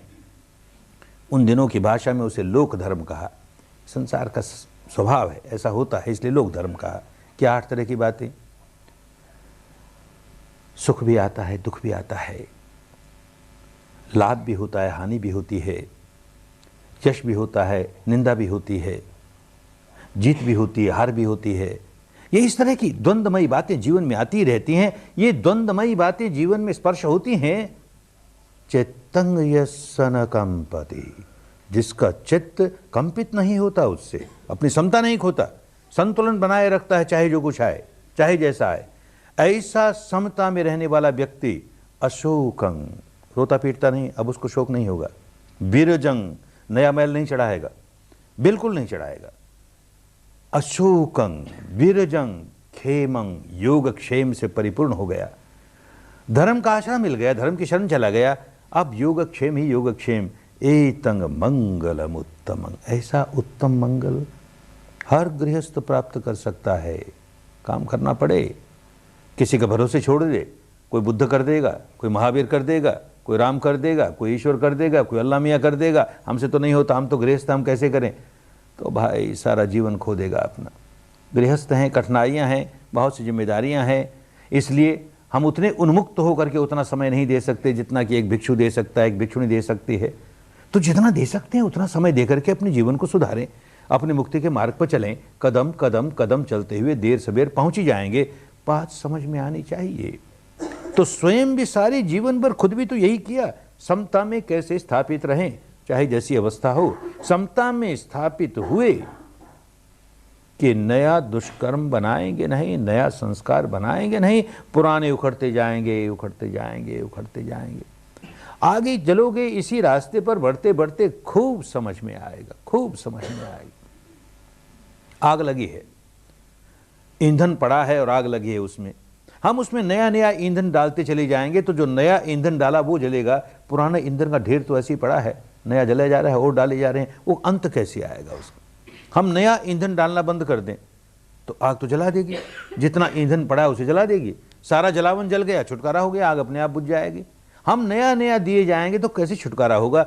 इतनी सरल सी बात है, लेकिन नहीं समझेंगे बुद्धि से, अनुभव से खूब समझ में आने लगेगा, खूब समझ में आने लगा इस रास्ते चलते चलते। जीवन धारा क्या है? शरीर की धारा, ये परमाणुओं की धारा, एक नष्ट होता है दूसरा पैदा होता है, उसकी एक संतति है, एक संतान है, एक धारा है, चले जा रही है। ऐसे चित्त की धारा, एक नष्ट होती है दूसरी आती है, एक नष्ट, ये चित्त की धारा, ये शरीर और चित्त की मिली जुली धारा, ये जीवन धारा। कैसे चलती है जीवन धारा? इसे कोई आहार मिलना चाहिए, आहार मिलती है तो चलती है। शरीर की भौतिक धारा को भौतिक आहार मिलना चाहिए तो चलेगी, नहीं तो बंद हो जाएगी। ऐसे चित्त की धारा को चैतसिक आहार मिलना चाहिए, नहीं तो बंद हो जाएगी। एक उदाहरण से समझें, ये शरीर की धारा, इसको शरीर का आहार भौतिक आहार मिलना ही चाहिए। 2 वक्त भोजन करते हैं, मन में आया कि नहीं करेंगे, आज उपवास करेंगे, नहीं किया, उसको आहार नहीं दिया, नहीं दिया तो मर नहीं गई, अभी चल रही है। 2 दिन नहीं दिया, 1 महीने नहीं दिया, 2 महीने नहीं दिया, उपवास करते ही गए, 2 महीने 3 महीने 4 महीने, फिर आगे जाकर तो मरी गई, शरीर मरी गया। तो क्या हुआ भाई? जब आहार नहीं दिया तो ये शरीर धारा कैसे चली इतने दिनों तक? कैसे चली? पुराना आहार भीतर पड़ा है ना। पहले जो भौतिक आहार दे रखा था वो चर्बी वर्बी के रूप में भीतर है, अब उसे खाया जा रहा है और उसी के सहारे ये शरीर की धारा चल रही है। वो भी समाप्त हो गया, बात ही खत्म हो गई, धारा समाप्त हो गई। ठीक इसी प्रकार चित्त की धारा, चित्त की धारा हमारे संस्कारों से चलती है। संस्कार डाला कि नया विज्ञान पैदा हुआ, संस्कार डाला कि नया विज्ञान पैदा हुआ। प्रतिक्षण संस्कार डालते हैं, नया विज्ञान पैदा होता है। संखार पच्चया विज्ञान, संखार पच्चया विज्ञान। हमने हाथ खींच लिया, हमने नया संस्कार बनाते। अब कैसे चलेगी ये धारा? फिर भी चलती है, कैसे चलेगी? तो हमने जब हाथ खींच लिया, नया संस्कार नहीं बनाया, तो कोई न कोई पुराने संस्कार को अपना सिर उठाना पड़ा। जो संग्रह पुराना है उसने सिर उठाया, फिर एक नया चित्त बना। फिर हमने कोई नया संस्कार नहीं बनाया, पुराने संस्कार ने सिर उठाया। इस प्रकार उपज्जित्वा निरुज्झन्ति, उपज्जित्वा निरुज्झन्ति, एक पर एक संस्कार सिर उठाते हैं, नष्ट होता है, नष्ट होता है। अरे ये समता आए ना, और इन गहराइयों में आए ना। इसी को सामायिक कहा हमारे यहाँ, भूल भाल गए क्या सामायिक होती है। इसी को कायोत्सर्ग कहा हमारे यहाँ, उत्सर्ग कर दिया काया का। काया के प्रति जरा सा मैं मेरे का भाव होगा तो संस्कार बनाएगा ही। तो बुद्धि के स्तर पर 1000 समझता रहे, मैं नहीं, मेरा नहीं, वस्तुतः तो मैं मेरा, मैं मेरा, मैं मेरा चल रहा है। इसी मारे तो राग जगाता है, द्वेष जगाता है, नहीं क्यों जगाता है? ये सही माने में कायोत्सर्ग हो। विपश्यना यही है, और क्या है? करते करते करते उन गहराइयों तक चला जाए, नया जलावन देवे ही नहीं, नया संस्कार बनाए नहीं, पुराने अपने आप निकलते जाएंगे, निकलते जाएंगे। चित्त समता में रहे, हर अवस्था में, भीतर और बाहर समता में रहे, समता। इस व्यक्ति ने यही किया, मुक्त हो गया और सारे जीवन भर एक उदाहरण पेश किया किस तरह से आदमी हर अवस्था में समता में रह सकता है। जैसे ही विद्या प्राप्त हुई, बड़े करुण चित्त से लोगों को बांटा, 5 लोगों को बांटा, काम करते करते वो अनंत हो गए, मुक्त हो गए। 5 से 50 को बांटा, काम करते करते मुक्त हो गए। 50 से 500, 500 से 5000, बस अब तो बढ़ने लगी, बढ़ने लगी, बढ़ने लगी। तो समाज का जो प्रबुद्ध वर्ग था, बुद्धिवादी वर्ग था, पढ़े लिखे लोग थे, ब्राह्मण समाज था, खींचा हुआ चला आया। ब्राह्मणों का एक बड़ा नेता सारिपुत्र नाम का, खिंचा हुआ चला आया। अरे ये आदमी तो बड़े काम की बात करता है, ये सारे सिद्धांतों की बातें तो हमारे यहाँ भी है, वीतराग बनो, विद्वेष बनो, स्थित प्रज्ञ बनो, अनासक्त बनो, इत्यादि इत्यादि। पर कैसे बनो, कैसे बनो, कोई सिखाता नहीं, कोई जानता भी नहीं। ये व्यक्ति करना सिखाता है, कोरा उपदेश नहीं देता। अरे बड़े काम की बात लग गया, अनंत हो गया और उनका दाहिना हाथ बन गया। एक और ब्राह्मण नेता उन दिनों का मोगलायन नाम का, इसी तरह से वो भी संपर्क में आ गया और होते होते अनंत हो गया, उनका बायां हाथ बन गया। इतनी ऊंची अवस्था पर पहुंचे, लोग कल्याण करने लगे। ऐसे ही उस समय के ब्राह्मणों के नेता काश्यप है, कात्यायन है, भारद्वाज है, इत्यादि इत्यादि, न जाने कितने हजारों की संख्या में खिंचे हुए चले आए। ऐसे ही जो राजन्य वर्ग था, अमुक राजा, अमुक राजा, अमुक शासक, वो मंत्री, ये सेनापति, खिंचे हुए चले आए। क्योंकि सचमुच धर्म मिल जाए और विकारों से मुक्ति हो जाए, ऐसी बात लुप्त हो गई थी देश से। एक आदमी ऐसी बात सिखाता है, खिंचे हुए चले आए। ऐसे श्रेष्ठी वर्ग, व्यापारी वर्ग खिंचा हुआ चला आया। और ऐसे हर तबके का व्यक्ति, किसान है तो मजदूर है तो हर तबके का व्यक्ति खिंचा हुआ चला आया, खिंचा हुआ चला आया। उत्तर भारत के करोड़ों लोग इस विद्या का काम करने लगे तो बहुत से लोग विरोधी हो गए। स्वभाव है, होता है। कुछ तो बेचारे इसलिए विरोधी हो गए कि उनके समझ में नहीं आता ये आदमी कर क्या रहा है, क्या सिखा रहा है। उनको तो अपने कर्मकांड, अपनी दार्शनिक मान्यता, अपना पहनावा, अपनी बातें, यही धर्म है, इसी उलझन में पड़े हैं। और ये आदमी कुछ और सिखा रहा है तो हमारा धर्म नष्ट हो जाएगा, हमारा धर्म नष्ट हो जाएगा। अपने धर्म के प्रति, जिसको अपना धर्म कहता है, उनके प्रति गहरी आसक्ति है, इसलिए विरोध करता है। और कुछ लोग ऐसे भी हैं कि उनकी तो रोजी रोटी का सवाल, प्रतिष्ठा का सवाल। जो पुरोहितगिरी का काम करने वाले थे, अब सारी पुरोहितगिरी खत्म होने लगी। लोग कर्म कांडों में विश्वास नहीं करते तो पुरोहित का काम कैसे चले। वो तो कर्म कांड कराकर अपनी आजीविका चलाता है और बड़ी प्रतिष्ठा, उसके बड़ा सम्मान होता है। तो सम्मान पर भी चोट लगी, पेट पर भी चोट लगी, वो विरोधी हो गए। ऐसे कुछ लोग जो विरोधी, हर बात में विरोध करें और चाहें कि किसी तरह से इसका उपदेश देना समाप्त हो, लोग इसका अनुसरण नहीं करें, तो क्या करें। एक तरीका उन दिनों था जो भारत में 100 वर्ष पहले तक भी चलता था कि किसी व्यक्ति को नीचा दिखाना हो तो उससे शास्त्रार्थ करो, उससे वाद विवाद करो, पब्लिक में करो। और अगर वो हमारी बातों का ठीक से जवाब नहीं दे सके तो अपने आप उसकी प्रतिष्ठा खत्म हो जाएगी, लोग उसको नहीं मानेंगे। तो वाद विवाद की एक प्रथा भारत में थी।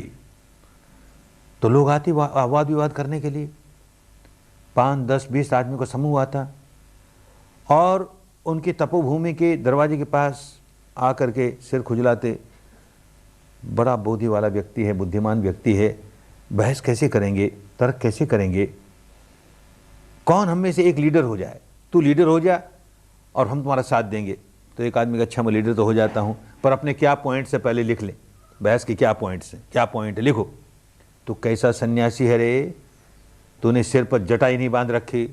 उन दिनों नियम था, लोग सिर्फ जटा बांधते तो सन्यासी होता था, जटाई नहीं बांध रखी। कैसा सन्यासी रे, शरीर पर भस्म ही नहीं लगा रखी, भस्म नहीं लगा रखी। तू कैसा सन्यासी रे, कमर में मृगछाला ही नहीं पहन रखी, मृगछाला नहीं पहन रखी। यूं लिखते गए तो किसी ने कहा बाबा सब बेकार।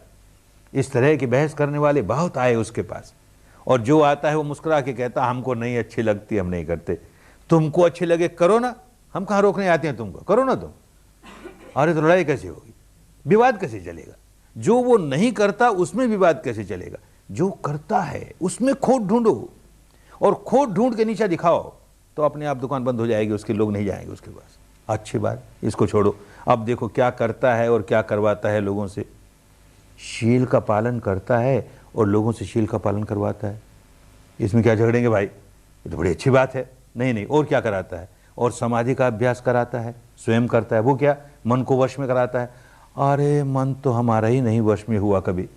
कोई आदमी मन को वश में करना सिखाए तो इस बात को लेकर क्या झगड़ेंगे, ना बाबा। और क्या, प्रज्ञा सिखाता है। वो क्या हुई, अंतर्मुखी हो करके जहाँ विकार जागते हैं उनको विकार को निकालना सिखाता है, चित्त को निर्मल करना सिखाता है। अरे चित्त हमारा ही नहीं निर्मल हुआ, विकारों से भरे हैं। कोई आदमी विकारों से मुक्त कर दे, इससे बड़ी बात क्या होगी। ना, इसमें भी नहीं झगड़ेंगे। और क्या, और बात ही नहीं करता। वो कहता है शील समाधि प्रज्ञा को छोड़ करके तुम्हारी जितनी और मान्यताएं की बातें हैं लड़ो, बाहर जाकर सिर फोड़ी करो, हमको उससे लेन देन नहीं। हम तो सार की बात करेंगे। शील समाधि प्रज्ञा ये केवलं परिपूर्ण, धर्म परिपूर्ण हो गया इसमें, और चीज़ जोड़ने की ज़रूरत नहीं इसमें। तो बात ही नहीं करता दूसरी, तो लड़ेंगे कैसे? तो सिर खुजला खुजला के चले जाएं, कैसे लड़ें इस आदमी से? पर काम तो इसका बंद कराना है, नहीं तो अपना काम बंद हो जाएगा। तो क्या करें? सन्यासी है ना, लांछन लगाओ कोई, सही गलत कोई लांछन लगा दो। तो दो ही लांछन लग सकते हैं सन्यासी पर, एक तो कंचन का, एक कामिनी का। कंचन का लांछन कैसे लगाएं? राजपाट धन दौलत वैभव छोड़ करके चला आया, कुछ रखता ही नहीं अपने पास, तो झूठा लांछन भी कैसे लगाएं? कामिनी का लांछन लग सकता है, क्योंकि पुरुषों को नहीं महिलाओं को भी सिखाता है। बस एक रास्ता मिल गया।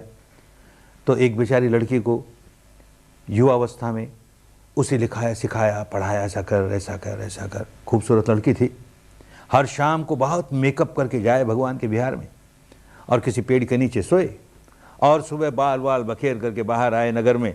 आज की रात तो श्रवण गौतम के साथ बिताई, आज की। अरे लोग सुने, भगवान के आश्रम में ये क्या हो रहा है? 2 दिन 5 दिन 7 दिन ऐसे चला, फिर 8 महीने की गैप दी उसने। 8 महीने के बाद फिर आई, तो अपने पेट पर एक लकड़ी का टुकड़ा रखा, उस पर रस्सियां बांधी, ऊपर कपड़ा डाला और आई। और भगवान उस समय धर्म सिखा रहे हैं, बहुत बड़ी सभा है, बहुत बड़ी संख्या में भिक्षु हैं, भिक्षुणियाँ हैं, गृहस्थ पुरुष हैं, नारी हैं, देश का राजा प्रसेनजित है, महामंत्री महासेनापति बंदुल है, माता विशाखा है, अनाथ पिंडक है, सारे प्रमुख लोग हैं, भगवान धर्म सिखा रहे हैं। ऐसे वक्त वो आई और आकर के गालियाँ निकालती है भगवान को। अरे मथमुंडे, तेरे पास तेरे होने वाले बच्चे के लिए कोई कुछ सुविधा नहीं है, तेरे इतने बड़े बड़े धनवान भक्त हैं, इनसे कह ये कोई प्रबंध करेंगे। सारी सभा अवाक रह गई, क्या बोल रही है? भगवान मुस्कुराते हैं, करुणा जागती है। बहुत आसान था, देश के राजा से कहते हैं झूठ बोलती है, इसका सिर उतार लिया जाए। राजा तो भक्त था, सिर उतार ही लेता। तो भाई बुद्ध बुद्ध नहीं होता, प्यार जागता है, करुणा जागती है। अरे मेरी भोली बेटी, तू क्या बोल रही है? तू जो बोल रही है उसकी सच्चाई तू भी जानती है और मैं भी जानता हूं, क्या बोल रही है? बेचारी घबराई, अब क्या करे? तो कहानी है। हर महापुरुष के साथ ही जो भगत लोग होते हैं, ये न जाने कितनी कहानियां साथ जोड़ देते हैं। जैसे ही ये घटना घटी, ऊपर आसमान में स्वर्ग में इंद्र महाराज का आसन हिल गया। क्या हुआ रे? धरती पर क्या हो रहा है? कोई भगवान बुद्ध को गाली दे रहा है। तो इंद्र महाराज चले आए नीचे और एक चूहे का रूप धारण किया और उस लड़की के लहंगे में घुस गए और वो रस्सियां उसियां काट दी, लकड़ी का टुकड़ा गिर पड़ा। होगा, सही भी होगा, क्योंकि जब अच्छे काम में लगते हैं तो सारे देवता मदद करते हैं, होगा, हम उसका विरोध नहीं करते। बात समझे होता क्या है? वो बेचारी ये सारा कुछ ढोंग रच करके आई और उसको जो सिखाने वाले थे अपने साथ बहुत गुंडे लेकर के आए कि जैसे ये गालियां बकेगी, इधर से भी गालियां आएगी, वो और गालियां देगी और गालियां आएगी, हम अपने गुंडे खड़े कर देंगे, हंगामा हो जाएगा, बस इसकी बदनामी हो जाएगी, काम बन गया। अरे जिसको गाली दे रही है वो बदले में गाली क्या देवे? वो तो मैत्री प्रकट करता है, करुणा प्रकट करते उसको। अब आगे क्या करूं मैं? सिखाया नहीं गया, अब क्या करूं? बेचारी नर्वस हो गई होगी, रस्सियां वस्सियां ढीली पड़ गई होंगी और लकड़ी का टुकड़ा गिर पड़ा होगा। कत्वान कठमुदरंग इव गभिनीय चिंचाय दुठ वचनंग जनकाय मज्जे संतेन सोम विधिना जितवा मुनिंदो। कैसे जीते उस अवस्था में जहाँ की ये पागल लड़की अपने पेट पर लकड़ी लगा करके इस तरह की निंदा की गंदी की बात करते, तो कैसे जीते उसको? वो चूहे से नहीं जीते, संतेन सोम विधिना। भीतर इतनी समता, इतनी शांति, उस शांति की वजह से जीते। कौन सामना कर सकेगा?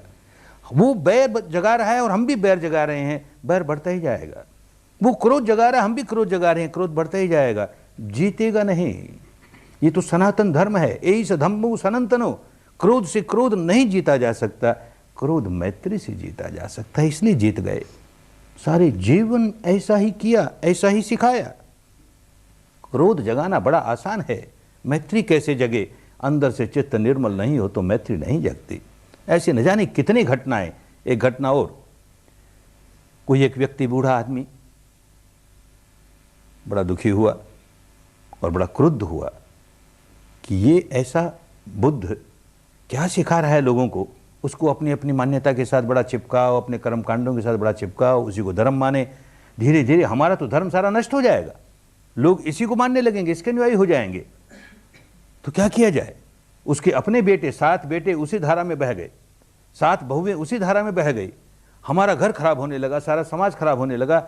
ये तो बंद कराना चाहिए। तो कैसे बंद कराएं? न रहेगा बांस, न बजेगी बांसुरी, इसी को समाप्त करें।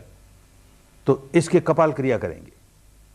अपना गुस्सा, कहीं गुस्सा शांत ना हो जाए, गुस्से के साथ जाते जाते जाते इसके कपाल क्रिया करूंगा। तो बूढ़ा आदमी कुछ गुस्से से कांपता है, कुछ बुढ़ापे से कांपता है और गालियां देते देते देते चले आ रहा है। वो गालियां दे रहा है, भगवान मुस्कुरा रहे हैं। बूढ़े बाबा बड़े व्याकुल लगते हो, बैठो बैठो बात करेंगे। बूढ़ा बाबा बात करने को तैयार नहीं। बात करेंगे गुस्सा शांत हो जाएगा, गुस्सा शांत हो जाएंगे तो प्रहार कैसे करेंगे इस पर? गालियां दिए जाए। बूढ़े बाबा एक बात तो बताओ, तुम्हारे घर में भी तो मेहमान आते होंगे ना कभी? तो कह गए हाँ आते हैं, तुमसे क्या मतलब? एक बात और बता दो, ये जो मेहमान आते हैं कभी कभी तुम्हारे लिए उपहार लेकर आते होंगे? हाँ लेकर आते हैं, तुमसे क्या मतलब? एक बात और बता दो, कोई व्यक्ति तुम्हारे घर में मेहमान बन करके आए और कोई उपहार लेकर के आए, भेंट लेकर के आए, और तुम वो भेंट नहीं स्वीकार करो, तब उस भेंट का क्या हो? अरे क्या हो? जो लेकर आया उसके पास रह गई, और क्या हो? इतनी मामूली बात क्या पूछते हो? बूढ़े बाबा यही कहना चाहता हूं, तुम हमारे घर में मेहमान बन करके आए और ये गालियों का उपहार लेकर के आए, भेंट लेकर के आए, हम तो नहीं स्वीकार करते, तुम्हारी भेंट तुम्हारे पास। अरे बूढ़े की बात समझ में आई, बड़ा समझदार आदमी था। ये तो अपनी मान्यताओं का चिपकाव होता है, झीना सा पर्दा, कर्मकांडों का चिपकाव होता है, वो सही बात समझने नहीं देता। जरा दूर हुआ, बात समझ में आ गई, ये कैसा व्यक्ति और हम कैसे व्यक्ति। सारे जीवन भर कोई व्यक्ति एक उपहार लेकर आता है, हम 10 देते हैं, वो 10 लाता है, हम 100 देते हैं, तू भी दुखी मैं भी दुखी। इसके पास गालियों का कोई उपहार लेकर आया, ये उसे स्वीकार ही नहीं करता, बदले में देता ही नहीं, बड़ा सुखी आदमी है। अरे श्रवण गौतम, ये तो बता कि तूने ये उपहार नहीं लेने वाली विद्या सीखी कैसे? बैठ बूढ़े बाबा, बैठ, आंख बंद कर, देख सांस को, देख सांस को, सांस को देखते देखते देखते देख शरीर को, देख चित्त को, ये संवेदनाओं को देख। इन संवेदनाओं के आधार पर ही क्रोध जलता है ना, देख। नहीं जगाए, छुटकारा हो गया ना। देखते देखते देखते वो व्यक्ति अनंत हो गया। ये भारद्वाज ब्राह्मण सारा जीवन बदल गया, सारे जीवन लोगों को बांटता है। इतने कल्याणकारी बात, इतने कल्याणकारी बात। ये समता आनी चाहिए, अनुभव पर उतरनी चाहिए, जिससे विकार निकले। ये भी केवल फिलॉसफी बन के रह गई, केवल एक सिद्धांत बन के रह गया, एक थ्योरी बन के रह गई, किसी काम की नहीं। फिर लड़ते फिरेंगे कि हमारे बुद्ध भगवान ने देखो क्या सिखाया और तुम्हारे ने क्या सिखाया, और हमारा देखो ऐसा है, तुम्हारा ऐसा है, तुम निकम्मे हो, हम ऐसे हैं। सब निकम्मे ही निकम्मे हैं। जो प्रैक्टिस नहीं करते सब निकम्मे ही निकम्मे हैं। चाहे इस दर्शन को मानने वाले, चाहे उसको मानने वाले, इस कर्मकांड को करने वाले कि उसको करने वाले, इस संप्रदाय के बाड़े में बंद है कि उस संप्रदाय के बाड़े में बंद है, कुछ फर्क नहीं पड़ता। आदमी आदमी है, बावलेपन में अपनी हानि करता है, होश आ जाए अपनी हानि के बाहर निकल जाए। बस ये होश जगाना है। अंतर्मुखी इसलिए हो रहे हैं, ये संवेदनाओं को देख रहे हैं। शरीर का क्या दर्शन करोगे, क्या पड़ा है इसमें? ये तो हम जानते ही हैं, शरीर तो अनित्य है। वहां जाके 10 दिन क्या नया जाना, ये तो हम जानते ही हैं। अरे जानते नहीं हो, मानते हो तुम। जाना कहाँ? वहां जाकर के जानना सीखा, देख कितना अनित्य है। अनुभव से जाना, देख कितना अनित्य है। और ये भी जाना कि इसी अनित्य के प्रति ऊपर ऊपर से कहता हूं कि ये अनित्य है, नश्वर है, भंगुर है, इसके प्रति राग मत करो, द्वेष मत करो। भीतर वाला मन तो राग किए जा रहा है, द्वेष किए जा रहा है। सुखद अनुभूति होती है, राग करता है, दुखद होती है, द्वेष करता है। ये देखा ना, और ये देख करके अपने स्वभाव को पलटने का काम किया ना, तो काम की बात हो गई ना। केवल सिद्धांतों की बात नहीं है, कोई फिलोसफी की बात नहीं है, किसी संप्रदाय की बात नहीं है। नियम है कुदरत का। जब तक हम शरीर के साथ आसक्त हैं और उसके साथ तादात्म्य भाव है, चित्त के साथ आसक्त हैं और उसके साथ तादात्म्य भाव है, मैं मेरे का भाव है, तब तक राग जगाए ही जाएंगे।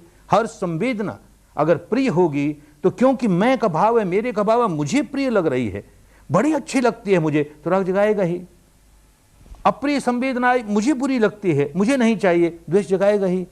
ये मैं मेरा कैसे टूटे? उपदेशों से नहीं टूटता। ये सुखद दुखद आती रहती हैं, कैसे निकले इसके बाहर?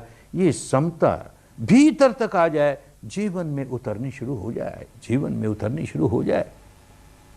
इसका मतलब ये भी नहीं समझना चाहिए, कभी कभी साधकों को ये भ्रांति हो जाती है कि हम वहाँ जाके विपश्यना सीख के आए तो अब कोई आदमी अनुचित भी व्यवहार हमारे साथ करता है तो करे भाई, हम कोई प्रतिक्रिया नहीं करते, तो जैसे हम तो साग भाजी की तरह हैं, कोई आए हमको काट जाए, हम विपश्यना वाले हैं। नहीं, बात समझ में आई, गृहस्थ हैं, जिम्मेदारियों का जीवन जीना है। बहुत बार ऐसी अवस्था पैदा होगी कि जहाँ पर हम किसी को बहुत मृदुल कोमल भाषा में समझाएंगे, ये भाई ठीक नहीं है, तेरा ये कहना ठीक नहीं, तेरा ये करना ठीक नहीं, फिर भी उसके समझ में नहीं आएगा, तो बहुत कठोर भाषा का, बहुत कठोर शारीरिक कर्म करेंगे।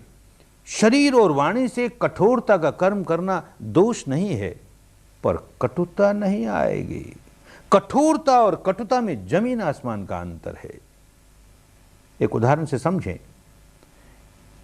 एक बच्चा सांप की ओर भाग रहा है, उसे पकड़ने के लिए आग की ओर भाग रहा है। अब उसे क्या समझाएं कि वो तेरा काल है, उस ओर मत जा, समझेगा नहीं, तो सारा बल लगा के उसे दूर करते हैं, उसके भले के लिए दूर करते हैं। जब उसको दूर करते हैं उसको बहुत बुरा लगता है, वो रोता है, और हम दूर करते हैं तो उस पर क्रोध नहीं है, करुणा है, अरे अपनी हानि कर लेगा, इसलिए बलपूर्वक उसे दूर करते हैं। भीतर करुणा है, क्रोध नहीं है, तो समझो धर्म है। बल का प्रयोग करना पड़ा, क्या किया जाए।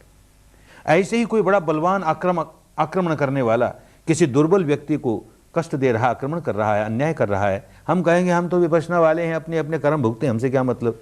समझे नहीं धर्म को, हमसे बहुत मतलब है। जो आक्रमण करने वाला है उसको सारा बल के साथ दूर करेंगे आक्रमण से। पहले भी करते थे, विपश्यना किए बिना भी कोई आदमी करता था, लेकिन बहुत बड़ा फर्क पड़ जाएगा।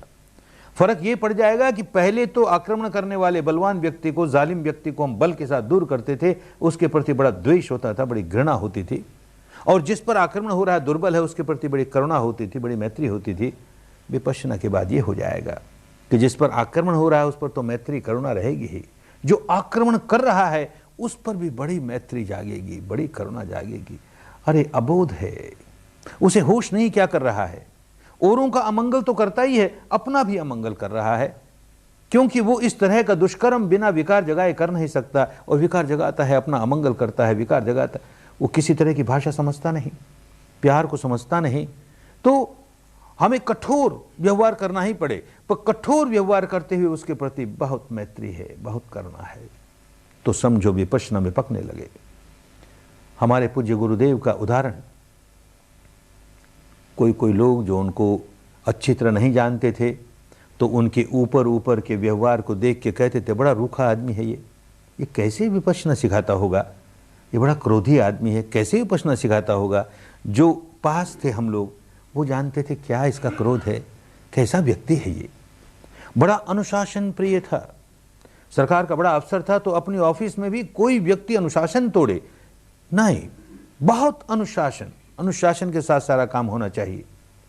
और आश्रम में भी, तपोभूमि में भी बहुत कड़ा अनुशासन।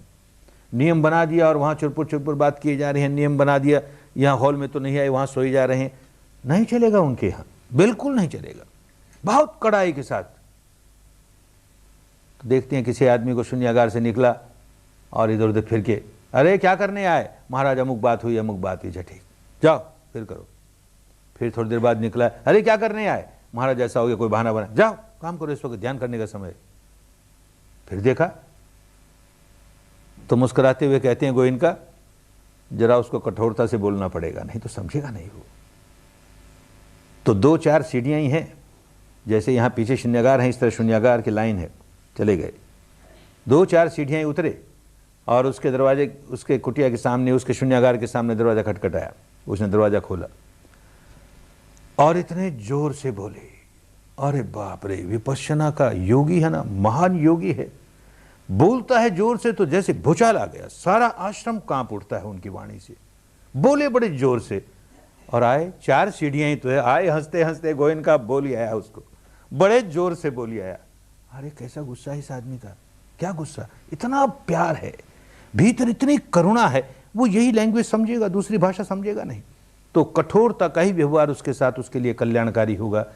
ऐसा हो जीवन में, ये नहीं कि हम कठोरता के साथ कटुता का व्यवहार कर जाएं और उसके बाद उसका न्यायीकरण करें, जस्टिफिकेशन करें। वो समझता ही नहीं, क्या करें, इसलिए हमको ऐसा करना पड़ा, क्या करें, इसलिए ऐसा करना पड़ा, तो अपने को कैसे सुधारेंगे? जब जब कठोरता का व्यवहार करना पड़ जाए तो पहले अपने आप को जांच के देखें भीतर हमारी क्या अवस्था है। चित्त समता में है ना? उसी व्यक्ति के प्रति जिसके प्रति कठोर व्यवहार करना है, कहीं कटुता तो नहीं ना, इसके प्रति कहीं द्वेष तो नहीं ना, कहीं दुर्भावना तो नहीं ना, मैत्री है ना, करुणा है ना, अब करो कठोर व्यवहार, कोई दोष की बात नहीं। भीतर मैत्री होनी चाहिए। किसी कुम्हार को देखा होगा, घड़ा बनाता है तो कच्चा है अभी, घड़े को जब उतारता है उस चक्र पर से तो उसको और पकाने के लिए नीचे हाथ दे करके पीटता है, थोड़ी देर पीटते पीटते वो पक्का होता है। किस लिए पीटता है? तोड़ने के लिए नहीं पीटता, जोड़ने के लिए पीटता है। नीचे हाथ है ना, ये प्यार का हाथ नीचे होगा, मैत्री का हाथ नीचे होगा तो पीटो, कोई दोष की बात नहीं। और ये मैत्री का हाथ नहीं है, कटुता है, केवल द्वेष ही द्वेष है। अरे अपनी हानि कर ली, दूसरे का क्या भला करेगा रे? लंगड़ा आदमी दूसरे लंगड़े आदमी को क्या सहारा देगा? अंधा आदमी किसी दूसरे अंधे आदमी को क्या रास्ता बताएगा? अपनी हानि कर लेना। जैसे ही भीतर कटुता जगाई, क्रोध जगाया, अपनी हानि कर लेना। स्वार्थी बनो, भगवान ने कहा खूब स्वार्थी बनो। मनुष्य का जीवन है ना, खूब स्वार्थी बनो, पर स्वार्थ तो समझो, तुम्हारा स्वार्थ किस बात में है? तुम्हारा अर्थ कहां सिद्ध होता है? अपने चित्त को निर्मल करने में तुम्हारा अर्थ सिद्ध होता है, उसको मत भूलो। चित्त को निर्मल रखो, फिर बाहर जो काम करने हैं सारे काम अच्छे होंगे, चिंता करने की बात नहीं। कहा भगवान ने कि मैं इस संसार में 4 तरह के आदमी देखता हूं। सचमुच 4 तरह के लोग हैं इस संसार में। एक तरह का वर्ग ऐसा है, एक तरह के लोग ऐसे हैं जो अंधेरे से अंधेरे की ओर भागे चले जा रहे हैं। एक वर्ग ऐसा है जो प्रकाश से अंधेरे की ओर भागा चले जा रहे हैं। कुछ लोग ऐसे हैं जो अंधेरे से प्रकाश की ओर भागे चले जा रहे हैं। कुछ ऐसे हैं जो प्रकाश से प्रकाश की ओर भागे चले जा रहे हैं। उन्होंने कभी कोई बात रहस्य में समझाई, कही नहीं, उलझन में कही नहीं, कही तो उसको तुरंत समझाया, नहीं तो न जाने लोग आगे जाकर क्या क्या अर्थ करने लगेंगे। क्या प्रकाश है, क्या अंधकार है, समझाते हैं। पहले वर्ग के लोग अंधकार ही अंधकार, माने दुख ही दुख, भिन्न भिन्न प्रकार के दुख, शारीरिक दुख, मानसिक दुख, आर्थिक दुख, पारिवारिक दुख, सामाजिक दुख, भिन्न भिन्न प्रकार के दुखों से व्याकुल है। अरे वो व्याकुल है सो तो व्याकुल है, भीतर प्रज्ञा का नामो निशान नहीं। तो क्या करता है? इस दुख की अवस्था में क्रोध जगाता है, द्वेष जगाता है, दुर्भावना जगाता है। मुझको ये दुख इस व्यक्ति की वजह से हुआ, मुझको ये दुख इस स्थिति की वजह से हुआ, इस घटना की वजह से हुआ। द्वेष ही द्वेष, द्वेष ही द्वेष। ये जो दुख है सो तो पुराने कर्मों की वजह से आया। अब नए कर्म भी द्वेष के ही, नया बीज भी द्वेष का ही। अरे उसका फल भी तो दुख ही लेकर के आएगा ना। तो अभी भी दुख है और आगे भी दुख ही दुख का निर्माण किए जा रहा है। जो बीज बो रहा है उसी तरह का तो आएगा फल। तो ऐसा व्यक्ति अंधेरे से अंधेरे की ओर भागे जा रहा है, दुख से दुख की ओर भागे जा रहा है। वर्तमान भी दुख से भरा हुआ, भविष्य भी दुख से भरा हुआ। वर्तमान भी अंधेरे का, भविष्य भी अंधेरे का। दूसरा व्यक्ति प्रकाश से अंधेरे की ओर भाग रहा है। क्या प्रकाश? दुनियादारी की भाषा में उसके पास धन है, दौलत है, प्रतिष्ठा है, मान है, मर्यादा है इत्यादि, लोग बड़ी प्रशंसा करते हैं, लेकिन प्रज्ञा नहीं है भीतर। तो ये तो पुराने कर्म की वजह से, किसी सत्कर्म की वजह से प्राप्त हुआ, लेकिन भीतर क्या कर रहा है? वो सारे धन दौलत वैभव की वजह से अहंकार जगा रहा है। इतना अहंकारी, हर व्यक्ति के प्रति घृणा। मैं देख कितना समझदार इसलिए इतना धन कमा लिया, ये देख कैसा गया गुजरा इसलिए दरिद्र है अभी तक, मैं ऐसा, ये ऐसा, मैं ऐसा, ये ऐसा। तनाव ही तनाव। जो बीज बोलता है अहंकार के बीज बोता है, घृणा के बीज बोता है, द्वेष के बीज बोता है। आज तो बड़ा चारों ओर प्रकाश है, माने चारों ओर बड़ी सुख संपदा है। आज जो बीज बो रहा है इसका फल क्या आएगा? ये जो बीज बो रहा है अंधकार ही लाएगा, दुख ही लाएगा। ये जो इस समय सुखद स्थिति आई है इसकी अपनी सीमा है, समाप्त हो जाएगी, उसके बाद यही फल आएंगे। तो प्रकाश से अंधकार की ओर भागे जा रहा है, सुखद स्थितियों से दुखद स्थितियों की ओर भागे जा रहा है। तीसरे तरह का व्यक्ति बिल्कुल ऐसा ही जैसे पहले तरह का व्यक्ति, अंधकार ही अंधकार जीवन में, लेकिन प्रज्ञा है भीतर, तो खूब समझता है ये सारा अंधकार जो आया है इस व्यक्ति की वजह से नहीं, इस स्थिति की वजह से नहीं, इस घटना की वजह से नहीं, ये तो माध्यम बन गए, आना ही था। मेरे अपने दुष्कर्मों की वजह से ऐसा फल आना ही था। नया दुष्कर्म नहीं करूंगा, नया बीज दुख का नहीं डालूंगा, नया द्वेष नहीं जगाऊंगा, मैत्री ही जागेगी। ये बेचारा, ये व्यक्ति माध्यम बन गया। रे मेरे दुख का माध्यम बन गया रे, इसको अपने किए का फल न भोगना पड़े रे, इसका कैसे मंगल हो, इसका कैसे कल्याण हो। बीज बोता है, मंगल मैत्री का बोता है, आगे सुख ही लाएगा। तो इस समय अंधकार है, आगे के लिए प्रकाश ही प्रकाश, प्रकाश ही प्रकाश। अब दुख है, आगे के लिए सुख ही सुख। ये तीसरे तरह का व्यक्ति अंधकार से प्रकाश की ओर जाने वाला। चौथे तरह का व्यक्ति प्रकाश ही प्रकाश है, सुख है, सुविधा है, धन है, दौलत है, प्रतिष्ठा है, लेकिन साथ साथ प्रज्ञा है, खूब समझता है मेरे किसी सत्कर्मों की वजह से यह प्राप्त हुआ, कैसा ही सत्कर्म क्यों न हो, अनंत काल तक ये रहने वाला नहीं है, इसकी अपनी सीमा है, ये समाप्त हो जाएगा। जब है, जितने दिनों है, उसका लाभ लेना है। गृहस्थ हूँ, अपना भरण पोषण करना, परिवार का भरण पोषण करना, अपने पर आश्रित जितने लोग हैं सबका भरण पोषण करना, और बाकी फिर लोगों के कल्याण में लगे, लोक कल्याण में लगे। अधिक से अधिक लोगों को कैसे शुद्ध धर्म मिल जाए, अधिक से अधिक लोग कैसे अपने भीतर प्रज्ञा जगा लें, अधिक से अधिक लोग कैसे दुख से मुक्त हो जाएं, यही भाव जगाता है। तो अब भी प्रकाश है, आगे के लिए भी प्रकाश के ही बीज बोता है ना। ऐसा व्यक्ति प्रकाश से प्रकाश की ओर जा रहा है, सुख से सुख की ओर जा रहा है।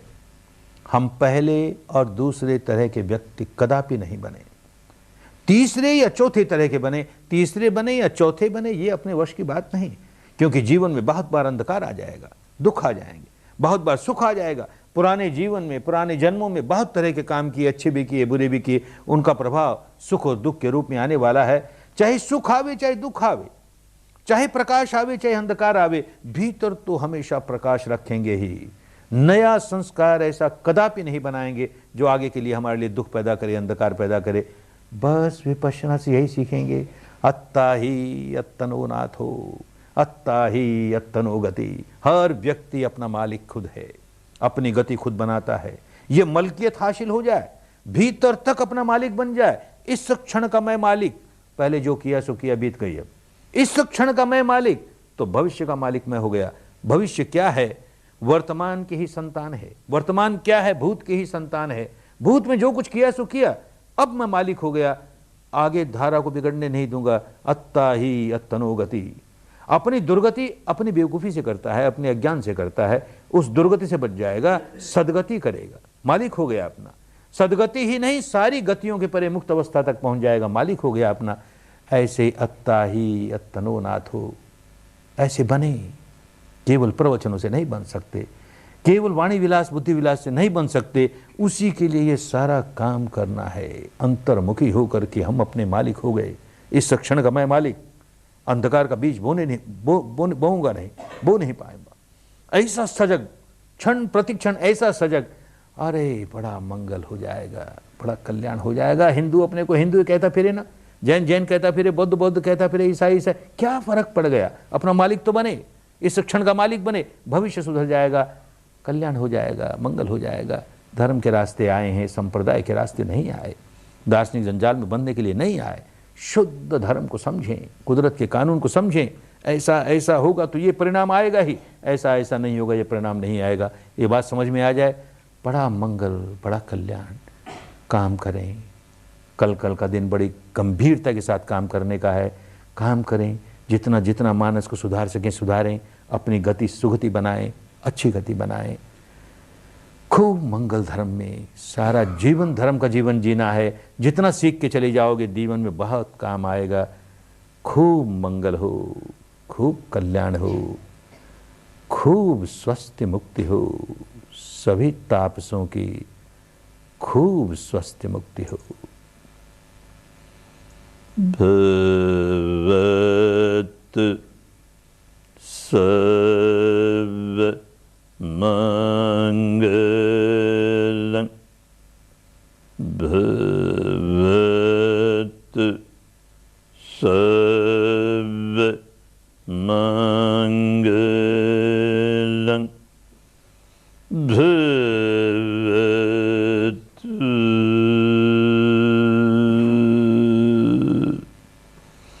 सर्व